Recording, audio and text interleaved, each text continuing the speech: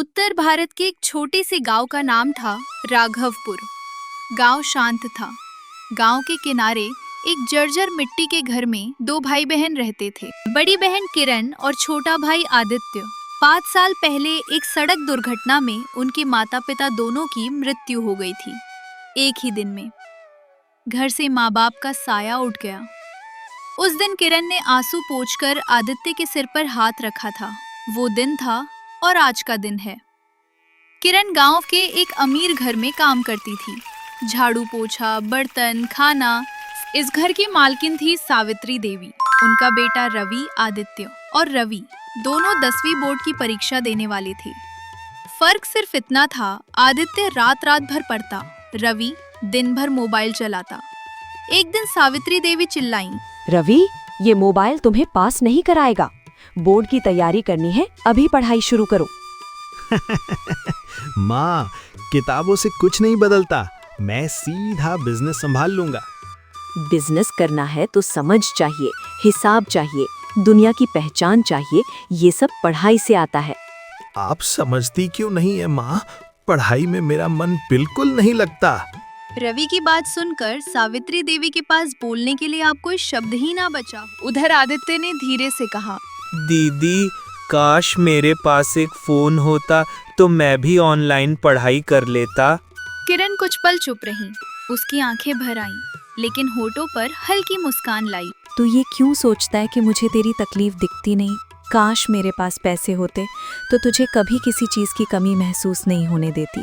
तेरी पढ़ाई मेरे लिए सपना नहीं, मेरी जिम्मेदारी है। बस थोड़ा साथ दे दे। मैं वादा करती हूँ तेरे सपने अधूरे नहीं रहने दूंगी। बस दीदी, हर बार वही बात आप कहती हो। पढ़ाई करो, लेकिन पढ़ने का साधन भी तो चाहिए। मैं जिद नहीं कर रहा, पढ़ाई के लिए मांग रहा हूँ। तुझे लगता है मैं तेरी दुश्मन हूँ? मना इसलिए करती हूँ क्योंकि हर बार पैसे नहीं है कहना मुझे भी अच्छा नहीं लगता। आदित्य, अभी जैसे तैसे पढ़ाई पूरी कर, पैसे होंगे तो दिला दूंगे।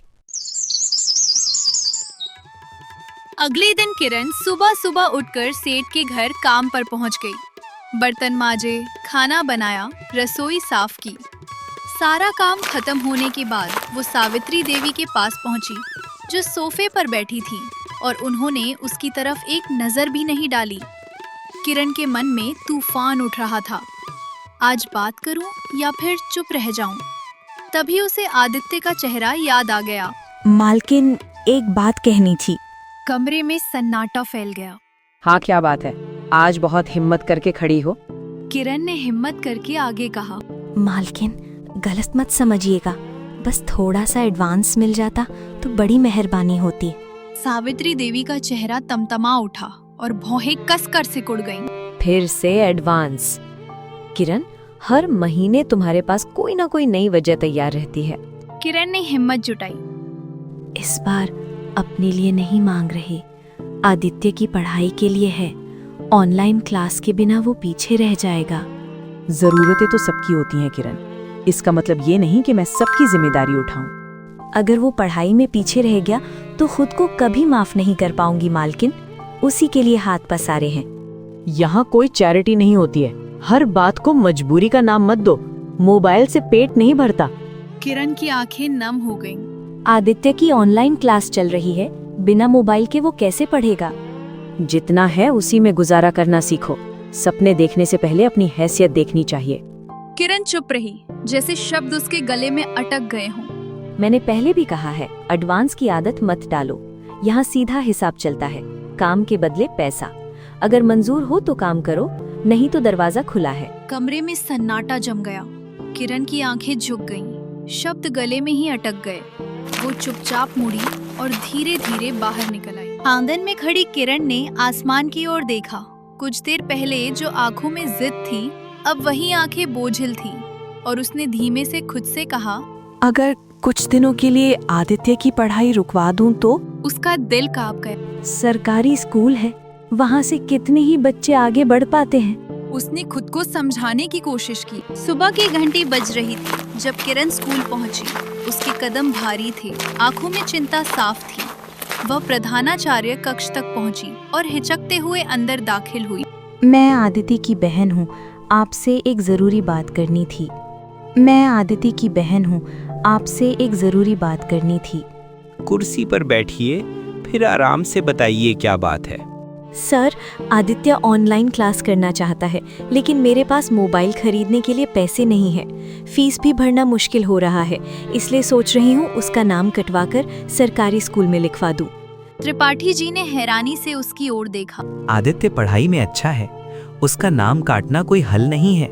सिर्फ मोबाइल और फीस की वजह से आप बच्चे का भविष्य बदल देंगी। किरण की आवाज कांप गई। मजबूरी है सर, घर का खर्च, फीस सब संभाल नहीं पा रही। त्रिपाठी जी ने गहरी सांस ली। सुनिए, आदित्य होनहार बच्चा है, उसका नाम कहीं नहीं कटेगा।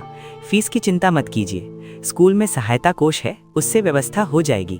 किरण ने अविश्वास से उनकी ओर देखा। और जहाँ तक मोबाइल की बात है, ऑनलाइन क्लास के लिए हम व्यवस्था करेंगे।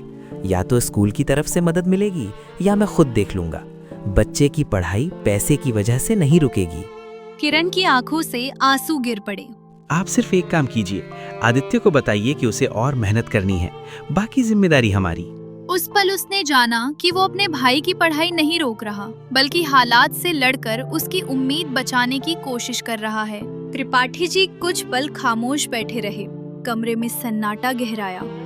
फिर उन्होंने मेज की दराज खींची। दराज से चमकता हुआ नया मोबाइल फोन निकाल और टेबल पर रख दिया। किरण की आंखें फैल गईं। उसकी सांस थम सी गई। ये स्कूल के डिजिटल शिक्षा कार्यक्रम के लिए रखा था, लेकिन अभी इसकी सबसे ज्यादा जरूरत आदित्य को है। किरण एकदम चौंक गई, जैसे यकीन ही ना हुआ हो। सर, मैं बिना वजह ये नहीं ले सकती, आप पर बोझ नहीं बनना चाहती। त्रिपाठी जी ने हल्की मुस्कान के साथ मोबाइल उठाया और सीधे उसके हाथों में थमा दिया। इसे आदित्य को दे दीजिए, कहिए ये उसकी मेहनत का पहला इनाम है, लेकिन याद रहे इसका इस्तेमाल सिर्फ पढ़ाई के लिए होगा। किरण के हाथ कांप रहे थे, आंखों से आंसू रुक नहीं रहे थे। और सुनिए, उसका नाम कहीं नहीं कटेगा, वो यहीं पढ़ेगा। फीस की चिंता मत कीजिए। उस दिन जब वो स्कूल से बाहर निकली, उसके हाथ में सिर्फ एक मोबाइल नहीं था, उसके भाई का पूरा भविष्य थमा हुआ था। घर पहुंचकर उसने मोबाइल आदित्य के सामने रखा। धीरे धीरे उसने पूरा किस्सा सुनाया, अपनी मजबूरी, त्रिपाठी जी की संवेदना और फीस माफ करने का आश्वासन। कुछ पल कमरे में सन्नाटा रहा। खामोशी को तोड़ते हुए आदित्य ने धीमे से कहा, मैं आपको कभी शर्मिंदा नहीं करूंगा। मैं इतनी मेहनत करूंगा कि एक दिन आपको किसी के सामने हाथ न जोड़ना पड़े। किरण की आंखों से आंसू बह निकले। अब पढ़ाई समझना उसके लिए आसान था और मेहनत करना उसकी आदत बन चुकी थी। बोर्ड के रिजल्ट में उसने शानदार प्रदर्शन किया और स्कूल में अपनी अलग पहचान बना ली। त्रिपाठी जी की आंखें चमक उठीं। रिजल्ट लेकर आते ही आदित्य ने अपनी बहन को खुशखबरी दी। आदित्य के बात सुनकर किरण की आंखों से आंसू रुक नहीं रहे थे। फिर वो बोली, आज माँ पापा होते तो मेरी ये खुशी सबसे पहले उन्हीं की होती।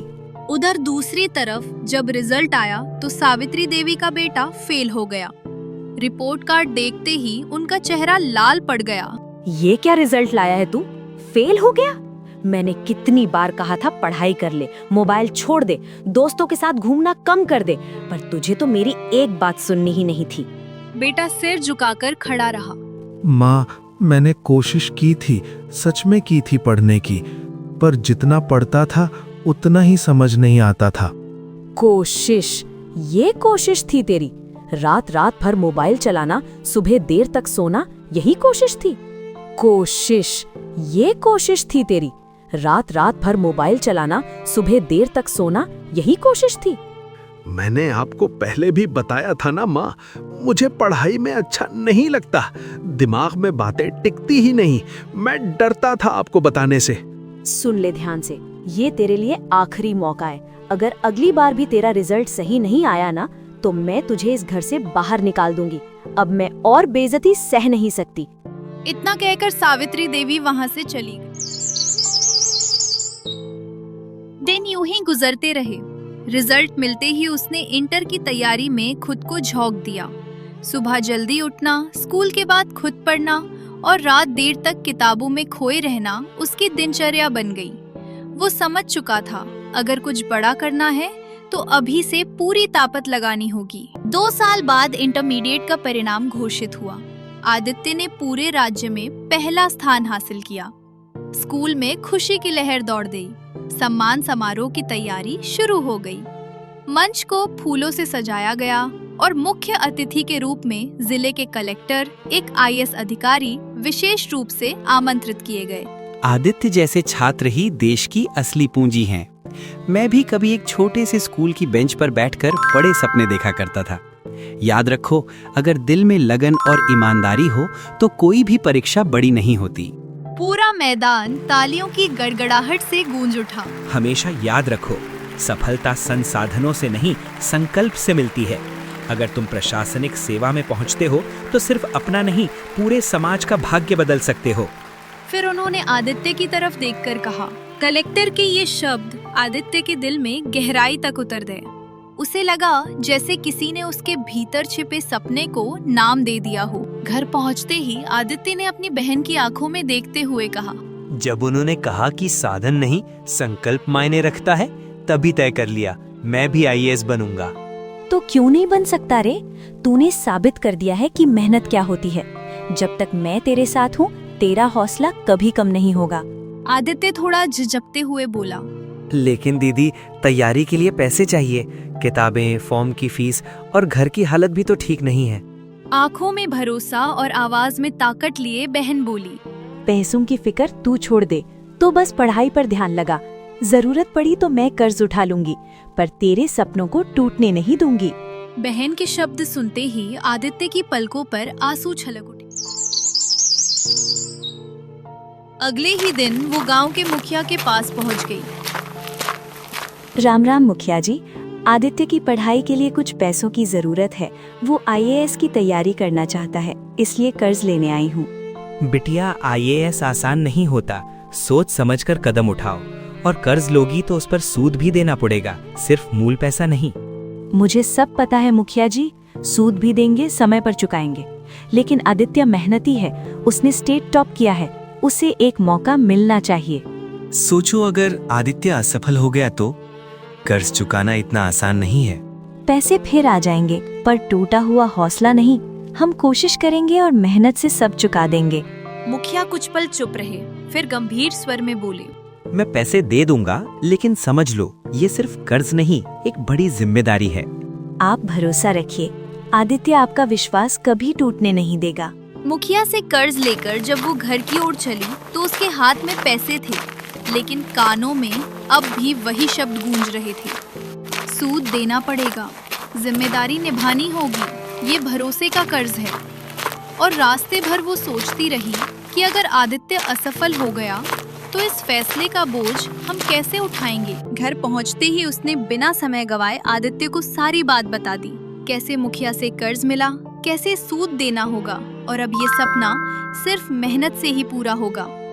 दीदी, अब ये सिर्फ मेरा सपना नहीं रहा, इसमें आपका भरोसा, आपका त्याग और हमारी इज्जत भी जुड़ गई है। इसलिए मैं इसे किसी भी हाल में अधूरा नहीं छोड़ूंगा। आदित्य ने घर के छोटे से कमरे को ही अपना अध्ययन कक्ष बना लिया, जहां मोबाइल पर ऑनलाइन लेक्चर चलते रहते, पुरानी किताबें खुली रहती और नोट्स व मॉक टेस्ट उसकी दिनचर्या का हिस्सा बन गए। रात के सन्नाटे में सबके सो जाने के बाद भी वो किताबों के सामने बैठा रहता और देर तक पढ़ाई में डूबा रहता। जब सब सो जाते और वो अब भी पढ़ाई में लगा रहता, तब बहन कई बार आकर कहती, मेहनत अपनी जगह है, लेकिन थोड़ा आराम भी कर ले, वरना थक जाएगा। वो थकी हुई आंखों के बावजूद मुस्कुरा देता, फिर कहता, आराम तो रिजल्ट के बाद करूंगा दीदी, अभी हर मिनट की कीमत है और मैं उसे यूं ही जाने नहीं दूंगा। तू दिन रात खटती रहती है और आदित्य बस घर में बैठकर किताबें पलटता है। थोड़ा उसे भी काम पर भेज दे तो घर के कामों में मदद करेगा। इतना कर्ज उठा लिया है तुमने, अगर वो अफसर नहीं बन पाया तो इस सूद का बोझ कैसे संभालोगी? किरण शांत लेकिन मजबूत आवाज में बोली, आज की पढ़ाई ही कल का सम्मान बनेगी। हमने जिंदगी भर मजदूरी की है, अब उसे अपने सपनों की उड़ान भरने दो। मोबाइल पर लेक्चर सुनने से अफसर नहीं बनते। जमीन की सच्चाई समझो और उतने ही सपने देखो जितनी औकात। समय धीरे धीरे आगे बढ़ता गया और आदित्य दिन रात अपनी तैयारी में जुटा रहा। फॉर्म भरा, परीक्षा दी और लंबा इंतजार किया। फिर महीनों की कड़ी मेहनत के बाद जब मुख्य परीक्षा का परिणाम घोषित हुआ तो उसका नाम इंटरव्यू के लिए चयनित उम्मीदवारों में शामिल था। आदित्य ने बहन की ओर देखा और कहा, दीदी, अब असली परीक्षा इंटरव्यू में है, वहीं तय होगा कि मेरी मेहनत कितनी मजबूत है। वो थोड़ा रुका, जैसे शब्दों को सही रूप देने की कोशिश कर रहा हो। फिर धीमे लेकिन स्पष्ट स्वर में बोला, लिखित परीक्षा में मेहनत दिखाई देती है, लेकिन इंटरव्यू में सामने बैठकर खुद को साबित करना होगा। और सच कहूं दीदी, डर लग रहा है कि कहीं बोलते वक्त घबरा न जाऊं। किरण मुस्कुराई और बोली, तू वही बोलना जो सच है, क्योंकि तेरे संघर्ष ही तेरी असली ताकत है। और जब तू तैयारी करके जा रहा है तो डरने की कोई वजह नहीं। आदित्य ने हल्की मुस्कान के साथ, ठीक है दीदी, इस बार भी मैं अपनी पूरी ताकत और ईमानदारी से कोशिश करूंगा, जैसा अब तक। कुछ महीनों बाद वो दिन भी आ गया जब आदित्य पूरे आत्मविश्वास और तैयारी के साथ इंटरव्यू देने पहुंचा। आदित्य, तुम प्रशासनिक सेवा में क्यों आना चाहते हो? सर, मैं प्रशासनिक सेवा में इसलिए आना चाहता हूँ क्योंकि मैंने करीब से देखा है कि एक सही फैसले से किसी गरीब परिवार की दिशा बदल सकती है, और मैं भी वही बदलाव लाने का हिस्सा बनना चाहता हूँ। अगर आपको पोस्टिंग ऐसे क्षेत्र में मिले जहां संसाधन कम हो तो आप क्या करेंगे? सर, ऐसे क्षेत्र में सबसे पहले स्थानीय समस्याओं को समझना और लोगों से संवाद स्थापित करना जरूरी होगा, क्योंकि सीमित संसाधनों के बावजूद सही प्राथमिकता और पारदर्शी क्रियान्वयन से प्रभावी परिणाम प्राप्त किए जा सकते हैं। कुछ महीनों बाद परिणाम घोषित हुआ। सुबह की पहली रोशनी के साथ अखबार में छपी खबर ने इतिहास बना दिया। आदित्य अब आधिकारिक रूप से IAS अधिकारी चुना जा चुका था। दीदी, देखो, मेरा चयन हो गया, मैं सच में IAS बन गया और आपका सपना भी आज पूरा हो गया। आदित्य, मुझे हमेशा से यकीन था कि तू एक दिन जरूर सफल होगा। जब सब तुझे रोक रहे थे तब भी मुझे तेरी मेहनत पर भरोसा था, और आज ये सिर्फ तेरी नहीं बल्कि हम दोनों की जीत है। दीदी, अगर उस दिन आपने हिम्मत न दिखाई होती और कर्ज लेकर मेरा साथ न दिया होता तो शायद मैं आज यहाँ तक कभी नहीं पहुँच पाता। तूने मेरा सिर गर्व से ऊंचा कर दिया है आदित्य। अब कोई हमें ताना नहीं मार सकेगा, क्योंकि आज मुझे अपने छोटे भाई पर अपार गर्व है। इस कहानी का संदेश साफ है, सपने हालात से नहीं हौसले से पूरे होते हैं, और जब परिवार का विश्वास साथ हो तो कोई भी मंजिल दूर नहीं रहती।